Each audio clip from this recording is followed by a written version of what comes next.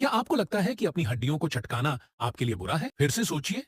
बहुत से लोग मानते हैं कि यह गठिया या अन्य जोड़ों की समस्याओं का कारण बन सकता है, लेकिन यह सिर्फ एक मिथक है। जब आप अपनी हड्डियों को चटकाते हैं, तो आप वास्तव में अपनी हड्डियों को कोई नुकसान नहीं पहुंचा रहे होते और न ही कोई दीर्घकालिक प्रभाव डाल रहे होते। असल में यह आपके जोड़ों के अंदर बनने वाले गैस के बुलबुलों के बारे में होता है। ये बुलबुले स्वाभाविक रूप से सिनोवियल द्रव साइनोवियल फ्लूइड में बनते हैं और जब वे फटते हैं तो वही आवाज सुनाई देती है। यह पॉप सिर्फ गैस के निकलने की आवाज होती है, बिल्कुल हानिरहित और बेहद संतोषजनक। तो बेझिझक आगे बढ़ें और चटकाइए। और भी ऐसी वीडियो के लिए हमारा चैनल सब्सक्राइब करें।